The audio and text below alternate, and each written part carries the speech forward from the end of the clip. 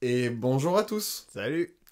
On se retrouve aujourd'hui pour vous parler de Furiosa, Mad Max Saga, Enfin. enfin, un Oui, film de George Miller qui vient de sortir en salle hier, du coup, si vous regardez le vlog le jour de sa sortie, absolument. avec Anya Taylor-Joy et Chris Hemsworth, C'est très bien dit, Maxime, bravo. voilà, et qui est le 5e opus de la saga Mad Max, Eh oui. Et sans premier Max. opus, sans Max, Sans Max, exactement. exactement. Mais moi, je suis là. Il est là, il sera toujours présent. Peut-être qu'il y aura un opus sans Ben, mais ça, on n'est pas encore au courant. C'est pour le 5e. Ah oui, mince. Ah non, c'est celui-là le cinquième. Ah bah oui, c'est notre 5e vlog en On plus. s'arrête là. On s'arrête Oh, là. ça va, On va ça trop va. loin, on va beaucoup trop loin. Donc, comme d'hab, hein, une partie spoil, une partie pas spoil. On commence par la partie pas spoil. Et Benjamin commence par nous dire, ça raconte quoi, ce film? Et bah, pour une fois, ça raconte pas mal de choses en fait. Donc du coup, vous avez peut-être connu Furiosa, qui est un personnage du dernier Mad Max, donc Fury Road. Et donc, on va voir son enfance jusqu'à Mad Max Fury Road. Tout Exactement. simplement. Pour pas spoiler, c'est le plus simple qu'on puisse faire. Ouais, c'est ça. On Voilà. reviendra plus en détail sur l'histoire dans la partie spoil. Mhm.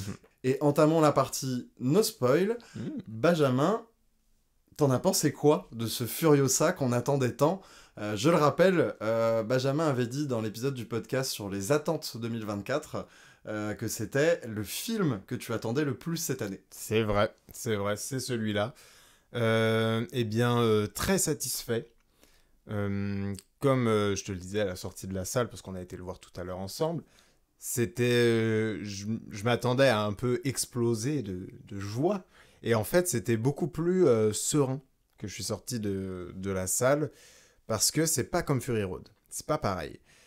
Fury Road, on avait vraiment cette sensation d'explosion, d'action, etc. que quand je suis sorti de là-dedans, j'avais envie de me battre, quoi. Ouais, et C'était la folie. puis Fury Road, le film te prend en otage, il te lâche pas d'une semelle et il te lâche Exactement. qu'au générique. Et là, Exactement. c'est vrai que c'est pas du tout ça. Et là, c'est pas du tout ça, parce que pour une fois, George Miller décide de nous raconter vraiment quelque chose.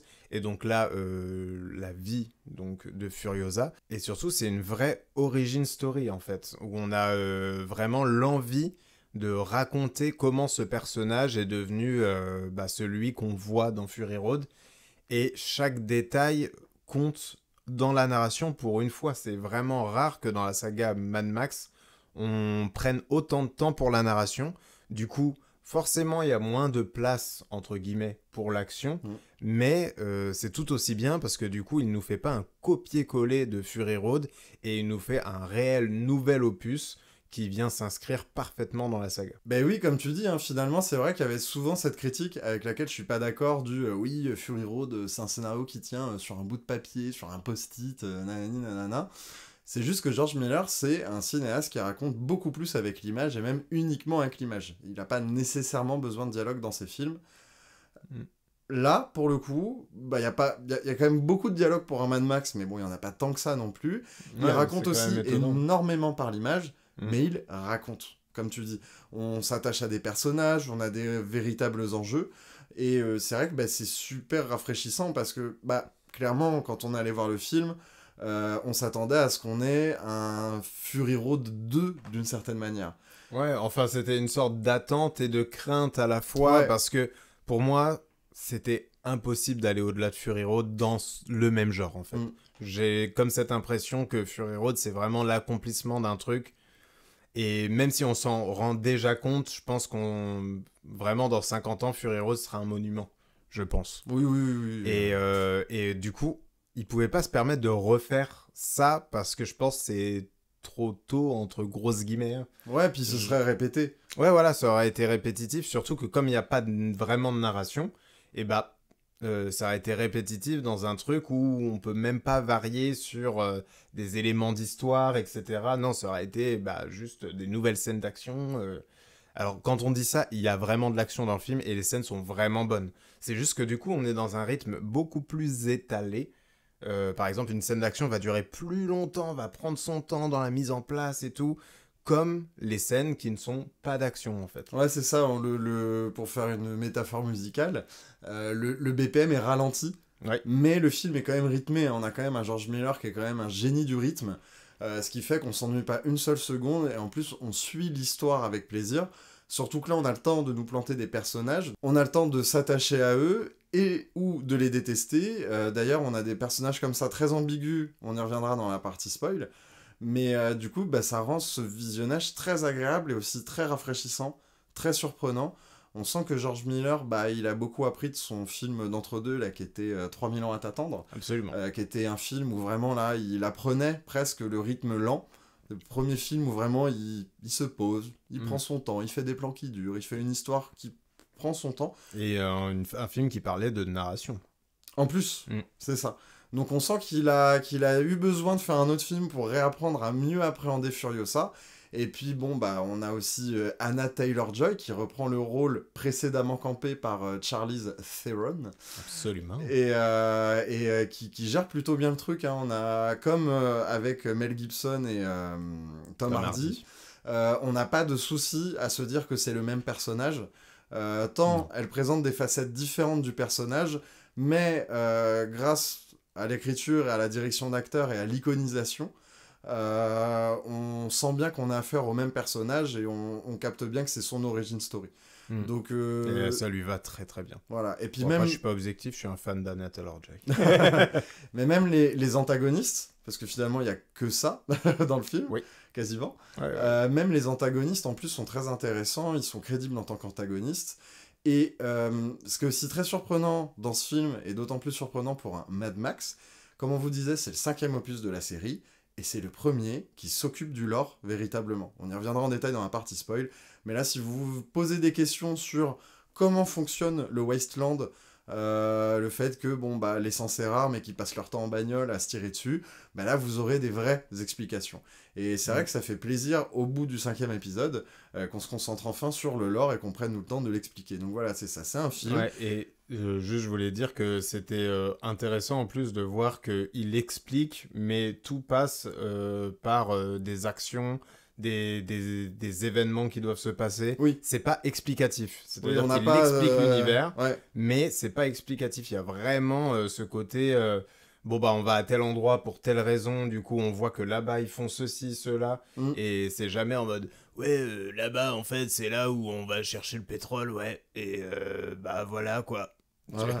Ça pourrait être un espèce de ouais, ou un truc c'est genre en début de film avec dans le Wasteland l'endroit où il y a le pétrole. Non, c'est toujours hyper bien intégré à la narration, et encore une fois ça ajoute au fait que c'est un film très narratif par rapport aux autres Mad Max qu'on a eu. Exactement, et c'est vrai que bah, pour un 5e épisode ça renouvelle vachement la franchise, et je pense surtout à ceux qui n'ont pas forcément aimé Fury Road, et que bah, si vous êtes dans ce cas-là, vous regardez notre partie no spoil pour vous décider. Bah si justement dans Fury Road le côté pure action vous a un peu dérangé, mais que vous étiez quand même intrigué par cet univers foisonnant et très vivant qu'est l'univers du Wasteland, bah là vous allez être ravis en fait avec Furiosa, surtout que vous retrouvez quand même des scènes d'action, mais qui bah pour pas se répéter hein, sont aussi des scènes d'action tout aussi narratives, parce que du coup bah on apprend à découvrir certains personnages à travers leur manière de prendre des décisions pendant les scènes d'action, que ce soit la manière dont ils attaquent, la manière dont ils se défendent, les réflexes qu'ils vont avoir. Et bah, c'est en ça où c'est un espèce de film de la maturité. Il serait temps quand même, il est un peu vieux quand même, ça, monsieur. Mais voilà, c'est ça. George Miller, encore une fois, aboutit quelque chose dans sa carrière. Et bah, j'ai hâte de voir ce qu'il va nous concocter ensuite en tant que réalisateur. T'as quelque chose à ajouter dans la partie no spoil ? Bah juste pour prévenir aussi, parce qu'on n'en a pas beaucoup parlé, c'est toujours aussi foisonnant visuellement, c'est toujours aussi beau, c'est toujours voilà, il y a toujours 1000 idées, et il y a de nouvelles idées de véhicules, de choses comme ça. On vous en parlera plus dans la partie spoil pour pas vous spoiler voilà certains éléments hyper intéressants, mais en tout cas sachez que pour ceux qui ont aimé Fury Road cette fois-ci, même si on dit qu'il y a plus de narration, moins d'action et tout, vous inquiétez pas, vous en prendrez plein la vue quoi qu'il arrive. Ouais. Allez-y quand même, hein, attention. Ouais, puis c'est vrai que c'est un univers qui visuellement se rapproche beaucoup de la bande dessinée. Et je dis bien bande dessinée, pas comics. Bien qu'il y ait des inspirations quand même, mais on est beaucoup plus d'inspiration BD franco-belge. Hein, Il y a des plans qui font vraiment Moebius ou Métal Hurlant pour les lecteurs de science-fiction française. Et ça, moi, c'est ce qui me ravit, quoi. C'est-à-dire que franchement, il y a des plans, tu fais arrêt sur image, tu prends le plan d'après, tu fais ça sur les 5-6 plans d'après, hop, t'as ta planche de BD, et l'histoire est super claire. Et ça, c'est un talent que George Miller a toujours eu, je trouve, même dès le premier Mad Max, qui est aussi son premier film. Et du coup, bah, c'est un plaisir visuel, c'est un plaisir auditif. Et en plus, là, il y a même le plaisir du cerveau avec le scénario. Il y a aussi le plaisir des émotions, tout simplement. Avant, Mad Max, c'était une saga de sensations. Là, on découvre des émotions dans la saga. Et encore une fois, vu que c'est le 5e, c'est bien de se renouveler, c'est bien d'aller chercher d'autres choses. Et je pense que George Miller nous prouve que, ouais, aux US, on peut encore faire des blockbusters qui créent des choses. Ça se fait de plus en plus rare ces dernières années. Et là, il nous prouve bien que il est là, tout est possible. Il suffit juste de vouloir, il suffit juste d'avoir des idées. Et merci George pour ça. Oh que oui. On va pouvoir passer à la suite. Ouais, carrément. Et bah vas-y, je t'en prie, lance la séquence. C'est vrai. Eh bien, partie spoil. Tadam. Je veux qu'on me les rende.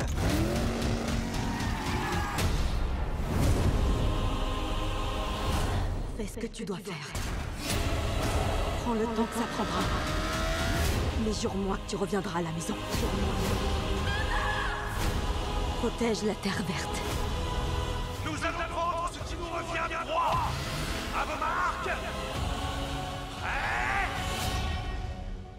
Et bienvenue pour la partie spoil. J'espère que vous avez aimé le film. Si vous l'avez pas aimé, vous allez pouvoir vous confronter à la vie de gens qui ont adoré. Absolument. Du coup, tu veux commencer par quoi pour la partie spoil, Benjamin ? Bah, moi, un des trucs qui m'a le plus surpris en réalité, c'est qu'ils aient mis une romance à Furiosa. Ouais. C'est vrai. Donc avec un homme. Avec Jack. Avec Jack. Et je m'y attendais pas du tout. Mais vraiment pas du tout, parce que depuis que Fury Road est sorti, on a surtout pris Furiosa comme une icône féministe, un petit peu. Enfin, il y a un peu de ça, quoi. Complètement. Quelqu'un très indépendant, qui a besoin de personne, qui est pas du tout en plus dans les sentiments. Exactement. Et donc, du coup, je pensais que... on est dans la partie spoil, hein. Je pensais que, du coup, le meurtre de sa mère serait un peu, sa seule quête, entre guillemets. Et on vient rajouter, en fait, un homme qu'elle a rencontré sur son parcours et avec qui, au fur et à mesure du temps, je sais pas combien de temps, mais voilà, au fur et à mesure du temps, ils vont tomber amoureux l'un de l'autre. Hein. C'est très discret, entre guillemets, c'est très pudique. Oui, on tombe pas dans la comédie romantique. Hein. Ouais, c'est pudique, mais on sent qu'il y a de réels sentiments l'un envers l'autre. Et je m'attendais pas du tout à ce que ça aille aussi loin, tu vois. Ou à la limite qu'il y aurait eu des petits regards et en mode, maintenant on fait chacun notre route. Non, ça va vraiment dans le côté, elle va lui sauver la vie, etc. Ils vont avoir des gestes tendres l'un envers l'autre. C'est ça. Moi, au départ, je pensais que ça allait être une bromance, en fait. Ouais. Tu sais, vraiment en mode, on est bro on est compagnons de route, dans le sens propre du terme. Mais en fait, non, on part vraiment là-dedans et je trouve ça chouette, en fait, parce que c'est inattendu. Et comme tu dis, le meurtre de sa mère est un premier trauma. Ouais. Mais du coup, ça rajoute un deuxième trauma, qui en plus est commis par la même personne, qui est le personnage de Dementus. Ouais, Dementus. Dementus. Ouais, je sais plus. Mais c'est un truc comme ça. Voilà. Très proche. Si c'est le cas, ça veut dire que j'ai retenu un prénom de personnage dans un film, ce serait incroyable. Est-ce que tu as eu raison ? La réponse, c'est... mais du coup, c'est super intéressant comme ça de pas avoir ce côté... moi, j'appelle ça un peu le syndrome Bruce Wayne, tu sais. C'est, ses parents ont été tués petits, donc du coup, il est devenu ce truc où Dexter aussi avait ce même problème, tu sais. Oui, il a vu sa mère tuée devant ses yeux, alors du coup, il est devenu un gros psychopathe. Et tu sais, il y a toujours ce côté genre, ça suffit peut-être pas quand même. Mais non, en fait, le personnage de Furiosa prend très cher. Elle a toujours de quoi, tout au long de sa vie, perdre confiance en l'humanité. Et en fait, au bout d'un moment, elle va la retrouver avec Jack. Ouais, voilà. Et du coup, c'est le fait qu'elle la reperde, où là, on se dit, là, ok. Et c'est là d'ailleurs qu'elle devient la Furiosa qu'on a connue dans Fury Road, que même en termes de mise en scène, que George Miller commence à l'iconiser comme la Furiosa de Fury Road, vu que c'est lors de la mort de Jack qu'elle perd son bras. Et c'est vrai que l'élément iconique de Furiosa, bah, c'est qu'il lui manque un bras. Ouais. Et en plus, il y avait quelque chose de très important sur son bras. Il y avait la carte qui lui permettait de retourner dans la Terre verte. Greenland, je sais plus comment ça s'appelle, mais... Oui, bon, c'est l'endroit où il y a des pommes, quoi. Voilà, et des arbres. D'ailleurs, je suis même pas sûr que ce soit une pomme, mais on va dire ça. Non, bah après, elle a une pêche, elle a le noyau de pêche tout au long du film. Et d'ailleurs, c'est vrai qu'au début du film, ça m'a fait bugger, parce que même dans le premier Mad Max, où on est vraiment quelques mois avant la chute, on n'a jamais vu autant de verre. Ah oui. Genre, vraiment, d'avoir eu des plans tout verts en forêt, je fais, waouh! Genre, la surprise graphique toute conne, mais qui a super bien fonctionné sur moi, en plus avec cette espèce de pomme qui est très très rouge. Ouais. Et dans la partie no spoil, on vous parlait d'émotion, et c'est notamment tout ce qui se passe avec Furiosa, donc avec cet homme par exemple, où on sent vraiment qu'elle ressent des choses pour lui. Pareil qu'à la fin, quand elle va enfin obtenir sa vengeance face à Dementus, et bah elle pleure, tu vois, elle a la larme qui coule et tout, et on n'avait pas ça dans Mad Max aussi, tu vois, genre c'est vraiment ce côté émotionnel de la vengeance, et pas justement très froid. Ah bah Mad Max 1 c'est un film de vengeance, mais Max il est froid, mais comme c'est pas permis. Exactement, et là en fait, même si elle essaye d'être froide, elle va s'effondrer par moments, et donc laisser parler aussi ses sentiments, tout simplement. Non, puis c'est ça, parce que l'avantage du film, c'est qu'on voyage énormément, donc il lui arrive pas que ça, Furiosa. Donc comme je disais, vu qu'il y a plein de petits trucs qui lui arrivent, ça aide à construire l'iconisation. Et en parlant de voyage, justement, notamment grâce à ce tout début de film sur le Greenland, on a vraiment une exposition du lore, c'est-à-dire on a même carrément un plan qui nous montre l'Australie. Oh non, pas encore. Ouais, en plus en partant vraiment de l'espace, on redescend du globe vraiment pour aller en Australie. Ok, ça se passe en Australie, ok, il y a plus d'essence, machin. Et c'est vrai que moi dans Mad Max, je m'étais toujours demandé genre, mais attends, l'essence c'est une ressource rare, et ils passent leur temps en bagnole. Puis ils se tirent dessus à tout va, les munitions, ça vient d'où? Et puis les véhicules, il y a quelqu'un qui les reconstruise. Bon, la partie véhicules, on l'avait déjà un peu vu dans Mad Max 2. Oui. Et on comprend un peu comment la société peut s'organiser dans Beyond the Thunderdome, le troisième. Mais c'est vrai qu'il y avait quand même plein de mystères dans le lore, plein de questions que je me posais. Et vu que Fury Road a eu un regain de popularité de la saga, j'ai vu qu'aussi beaucoup de gens se posaient ces questions-là. Et ça, je me suis dit, on est d'accord, je suis pas le seul quand même à me poser ces questions-là. Et là, George Miller, il y répond, parce que, effectivement, il y a la Wasteland, mais très très très très loin et de manière très inaccessible, il y aurait une terre un peu inconnue qui contient des arbres, des fruits, une terre d'abondance. Hein. C'est quoi l'abondance? Mais il y a aussi, du coup, 3 places centrales, une où l'essence, elle est produite.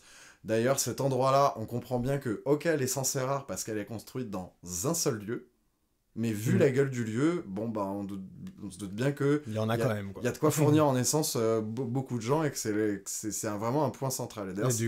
Et du coup, c'est ça aussi qui relie chacune des tribus, on va dire. Ouais, parce qu'elles ont toutes une ressource. Voilà, on a une qui a la nourriture, l'autre qui a les balles, et donc, l'autre qui a l'essence. Et du coup, il y a des échanges, et donc du coup, Jack, le love interest de Furiosa, est cette personne qui fait les convois pour livrer chacun des camps, pardon.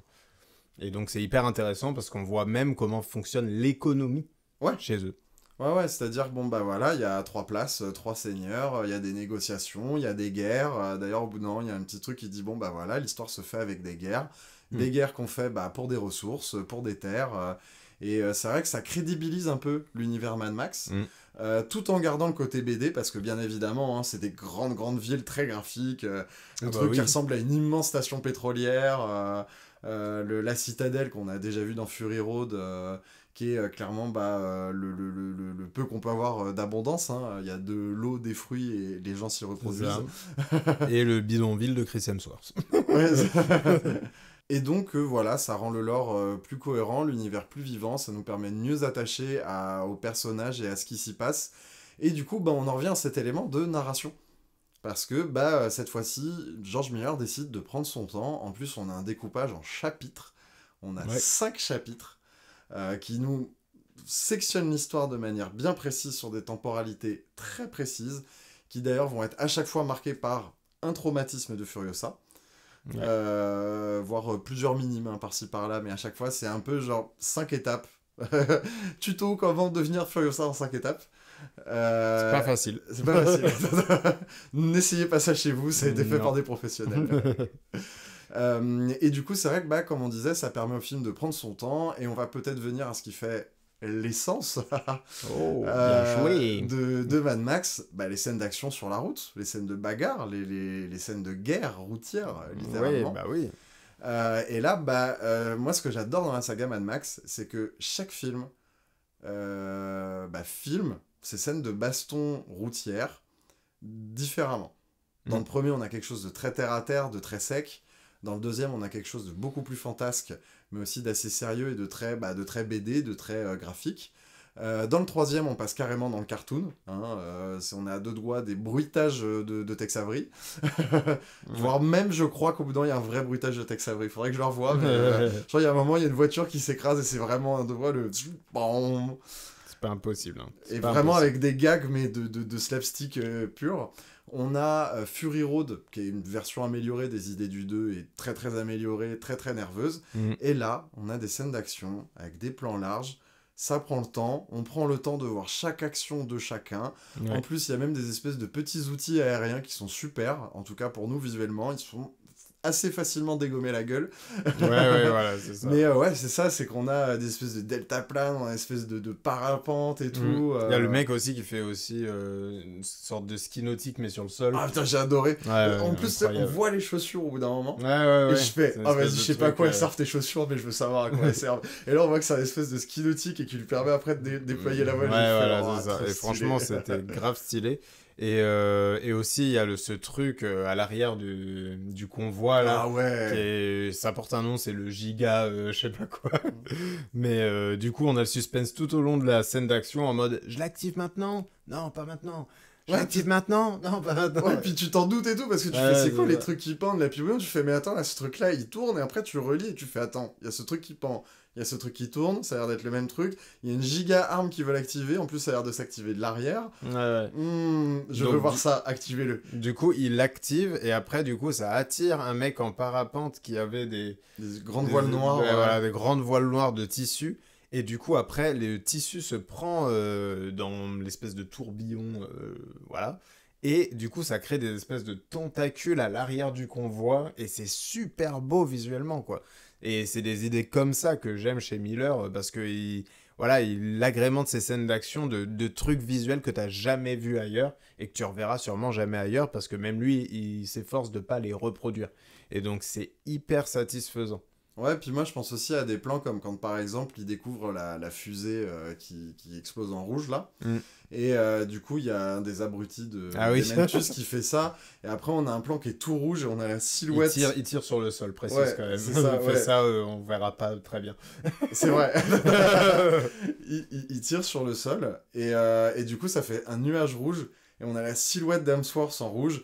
Et ça, c'est vraiment normalement un truc que tu vois que dans les BD et auquel les cinéastes se risquent très très rarement à tenter le coup, quoi. Et là, il le justifie narrativement en plus. Oui, puis Parce après... que c'est le genre de truc, généralement, il s'en fout, tu vois. Juste, il veut des images comme ça, il le justifie pas forcément, tu vois. Et puis c'est un impact narratif, parce qu'après Dementus devient Dementus le rouge. Et en plus, on a après tout un cheminement de rapport à la couleur de Dementus, où il dit non mais là tu vas activer Dementus le noir, ou même après justement il est beaucoup plus grisonnant, et puis il a sa cape rouge qui est quand même un peu qui devient un peu noirâtre, puis au départ elle était blanche, donc et c'est vrai que maintenant toutes ces idées graphiques et ces idées visuelles il les intègre vraiment à la narration. En plus le côté très bleu du désert la nuit, qui était cette espèce de moment de respiration et de calme dans Fury Road. Là, il s'en sert vraiment, on fait des allers-retours, on fait des changements d'ambiance, et puis encore une fois, c'est des idées très BD d'avoir des espèces de monochromes mis en scène avec des paysages comme ça. C'est des techniques de remplissage de couleurs qui sont très utilisées dans la BD, et bah faut avouer que c'est juste jouissif de voir ça aussi bien utilisé au cinéma, quoi. Et je pense encore une fois que Fury Road, tu disais tout à l'heure, dans 50 ans, on se rendra compte que c'est un monument.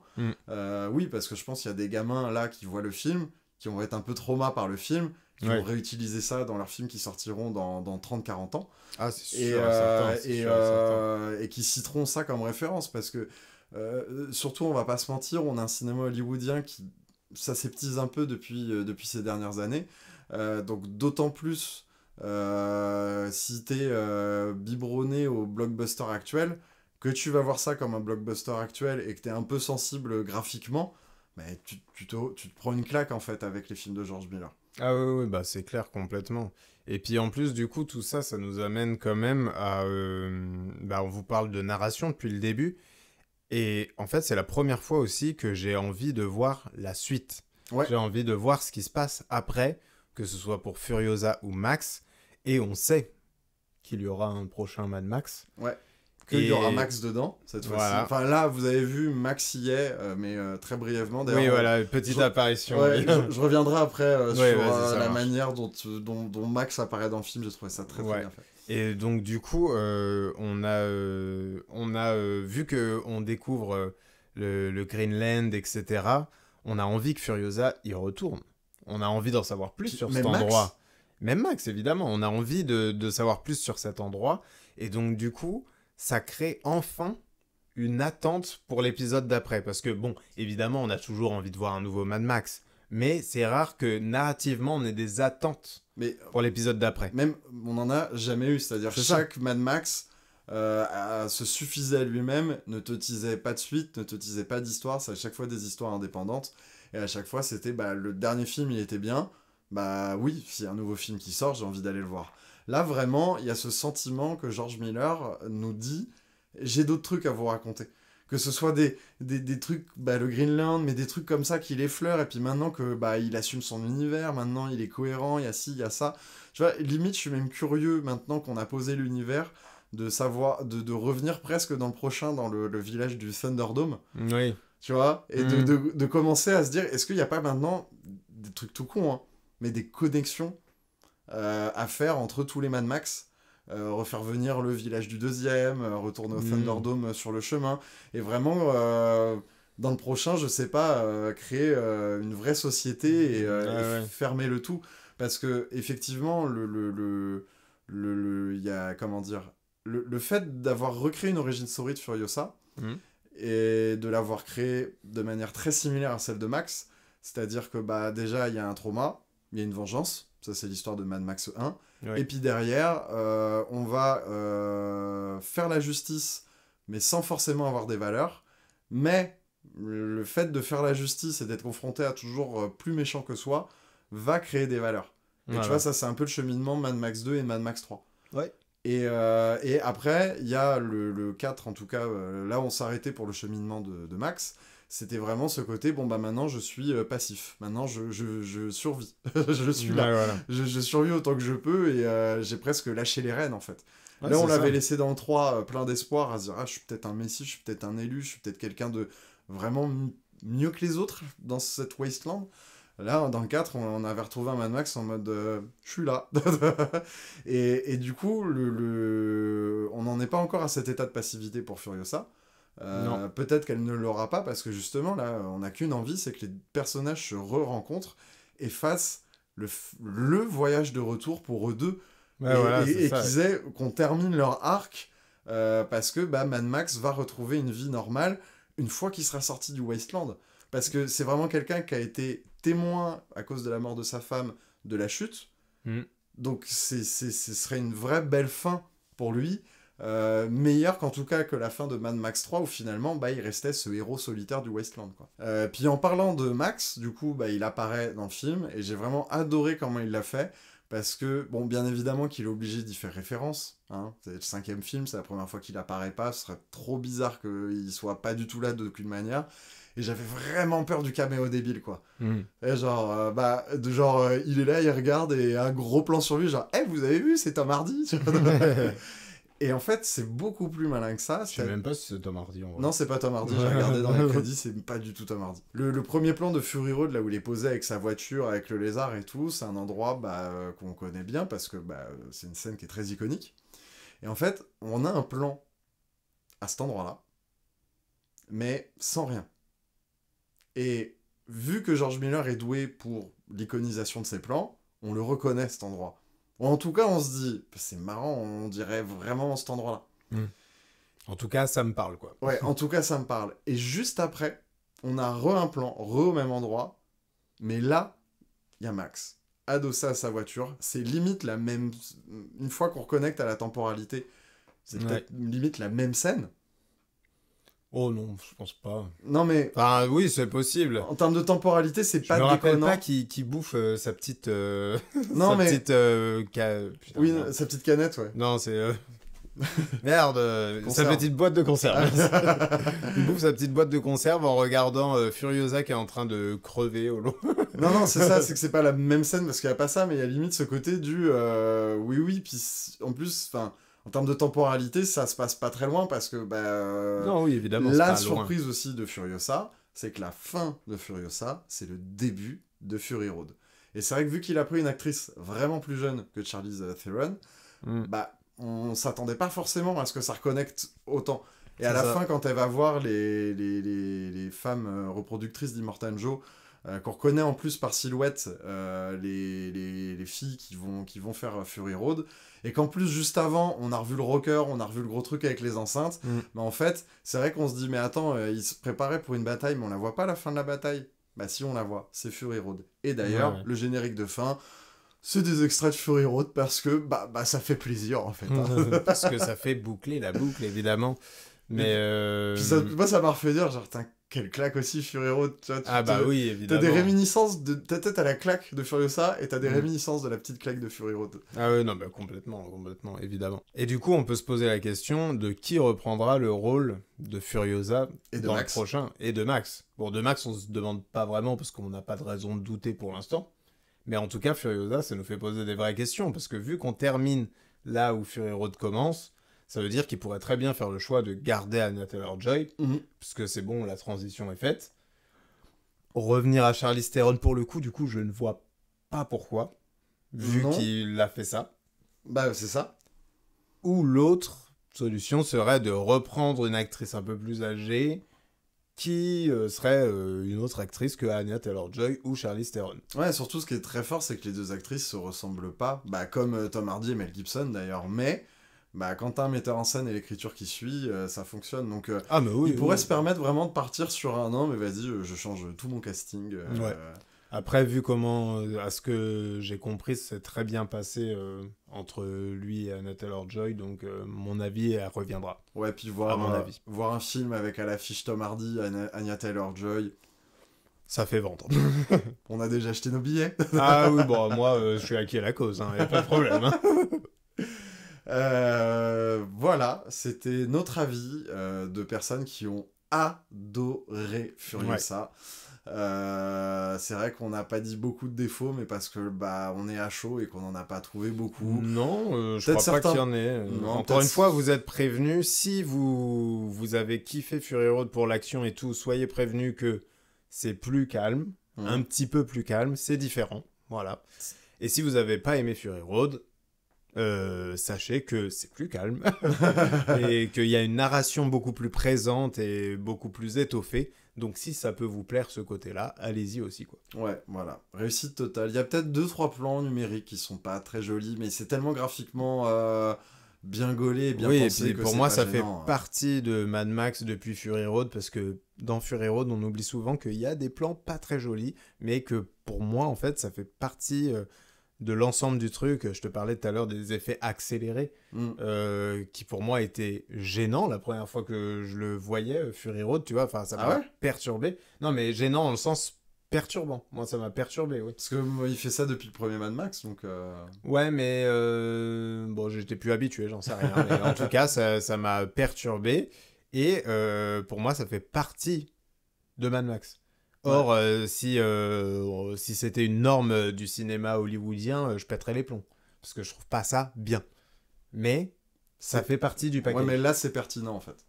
Ouais, voilà, c'est ça, exactement. Et non, moi, tu vois, quand je du coup, disais plan moche, je pensais, par exemple, quand t'as une rue qui chope une moto, ou sais, des plans où ça passe très rapidement, et voilà, mais encore une fois... Ouais, non, mais je vois C'est- ce que tu ils veux sont- dire, ils sont mais conscients. encore une fois, pour moi, ça fait partie... dans Fury Road, il y en a, quoi. Ouais, complètement, mais en fait, l'avantage de ça, c'est que il sait que son truc est bien gaulé en termes de mise en scène, et Ouais. voilà, donc il sait que ça passe. C'est souvent des trucs qui passent rapidement, donc c'est vrai, pas besoin de forcément dépenser le budget là-dessus. Et en plus de ça, il y a quand même une recherche d'esthétique en mode, ok, quitte à pas être parfaitement beau et réaliste, recherchons un truc qui graphiquement fonctionne. Et on reboucle au côté BD, et je pense que là, vous avez à peu près compris autour de quoi tourner notre critique, on va commencer à se répéter. Voilà. Ouais, complètement. Narration, BD, Anna Taylor-Joy, voilà. Et puis, notons aussi Chris Hemsworth, peut-être, qui fait un rôle très surprenant, qui joue très très bien. Ouais. Il nous a pas tout le temps habitués à jouer bien, faut dire. Ouais, mais il est toujours sympathique, il l'est encore. Ouais. Et puis- bon. Et bon. Et surtout, c'est très marrant parce que son personnage est un connard fini. Et en attendant, il y a des fois, t'arriverais presque à l'apprécier. Et j'ai bien aimé l'ambivalence de ça, surtout que c'est avant tout un personnage qui est juste débile. C'est Ah oui. juste un con, ça sous, c'est à ça qu'on le reconnaît, le personnage. Ouais, voilà, c'est ça. Mais complètement. ça le rend drôle, ça le rend quand même attachant, ça le rend aussi d'autant plus terrible. Un con méchant, C'est dangereux. c'est dangereux. Et donc voilà, chapeau au casting, chapeau à tout le monde. On veut voir la suite, sans aucun doute. Et si vous avez regardé cette partie spoil sans avoir vu le film, petit coquin, allez voir parce que on aura beau dire 1000 mots, ça ne vaudra pas une seule image de ce film. Ah, clairement pas. Eh bien, c'est bien, Maxime, on va pouvoir conclure. Donc, évidemment, dites-nous en commentaire ce que vous avez pensé de ce Mad Max, pas du tout, de ce Furiosa. Mad Max Saga. Absolument. Donc, dans les commentaires, abonnez-vous, mettez un j'aime, mettez la cloche, tout le bordel. Évidemment, on est aussi sur les réseaux sociaux, donc on a TikTok sur lequel on fait du contenu exclusif. On a... Spotify, Apple et Deezer sur lesquels on fait le podcast Crit My Cult, Absolument. où là on parle de plein de choses, Évidemment. pas que de cinéma, et on a aussi Fred. Voilà, si vous voulez vous y perdre, et de temps en temps des petits live Twitch qui se perdent par-ci par-là. Donc abonnez-vous à tout ça, et au moins vous serez sûr de ne rien rater de ce qu'on peut sortir. Voilà, et puis on a quelques vlogs qui vont arriver, là on va aller voir quelques films là, qui vont sortir dans les jours Ouais, qui viennent. On et a on fait va un vous petit les- programme, pas mal. Ouais, voilà. Eh bien, c'est parti pour la conclusion. Allez, N'oubliez pas que ce n'était que notre avis. faites-vous le vôtre. Ciao! Bye.